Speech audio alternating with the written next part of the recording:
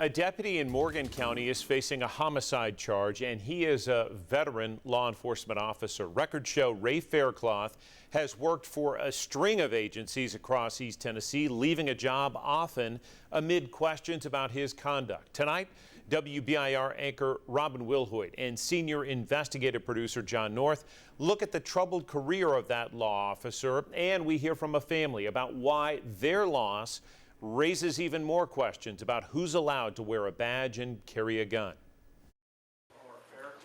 Ray Faircloth stands before a judge, not to testify about a case he's investigated, but to face a charge of criminally negligent homicide.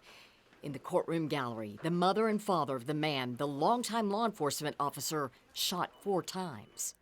He was never a violent person. He was loving. Anything, he loved animals, music, art, but more than anything in the world, he loved his little girl, MJ. She was everything in the world to him. Kristen Cox keeps pictures of her son, John, close, proof of his life and a painful reminder of his death. She holds on to them while fighting back memories of that morning in May, the last time she saw him alive. She remembers running to the store while her son was heading to her Morgan County home. As I was coming back, an officer about took me off the road coming around the curve. As I got up there, my husband come running to me, telling me, "Don't get out of the car, just stay in the car." I'm like, "Why, and he's like, "They shot John." I'm like, "They tased him?" He's like, "No." He said, "They didn't use a taser." While Kristen was away, her husband, William, says John barged into the house, appearing to be under the influence. The parents admit the 28-year-old had fallen into addiction after losing a second child. William says he asked his son to leave. When John refused, he called 911. Morgan County Deputy Ray Faircloth responded to what came in as a burglary call. Cox recalls standing beside his son outside the house, John with a rock in his hand and Faircloth with his gun drawn. And I told him, I said, "You need to drop that rock, that man's gonna shoot you." And then I started backing off, and that's when it come to him firing the weapon. The family calls it an unnecessary use of deadly force. They point to Faircloth's troubled past in law enforcement.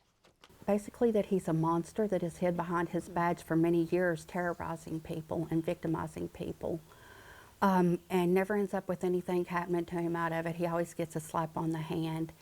Faircloth's career in law enforcement started in Jefferson County.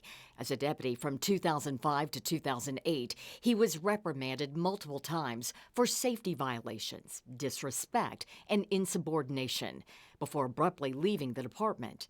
Then Sheriff David Davenport wrote in Faircloth's termination letter, "Ray, you are an intelligent young man, but I don't believe you belong in police work." Faircloth would go on to be hired several more times for jobs requiring a badge and a gun. He joined the Anderson County Sheriff's Department in 2009, where he was suspended twice before resigning.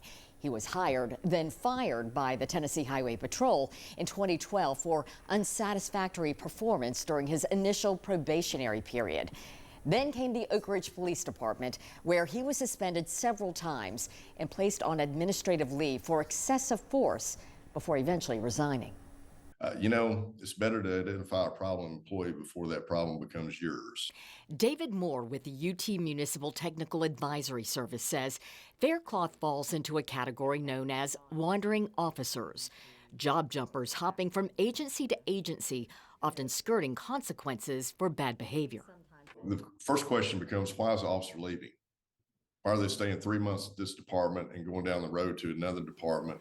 Tennessee has no standardized hiring protocol for law enforcement officers.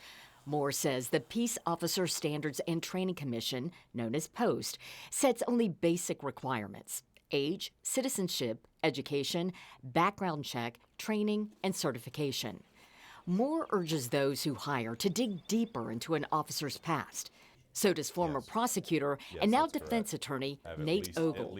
He advocates for a paper trail to follow officers throughout their careers. But I think there needs to be more thorough information available from the officer's past, perhaps some requirement of an actual full scope of their history in law enforcement, and that be provided to each and every agency to whom they apply.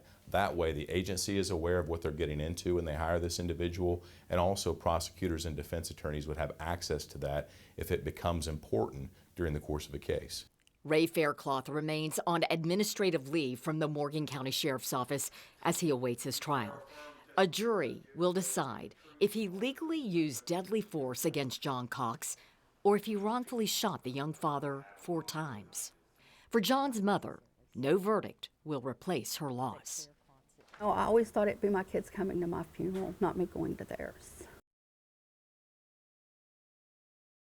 That was Robin Wilhoit reporting tonight in response to questions from the lawyer for Ray Faircloth. He says in part, anytime an officer is faced with a deadly force threat, their policy and training requires them to have a deadly force response or fear themselves being seriously physically injured or killed. Right now, you can read more of that statement online from the lawyer at WBIR.com. Ray Faircloth is set to stand trial for the shooting death of John Cox next June.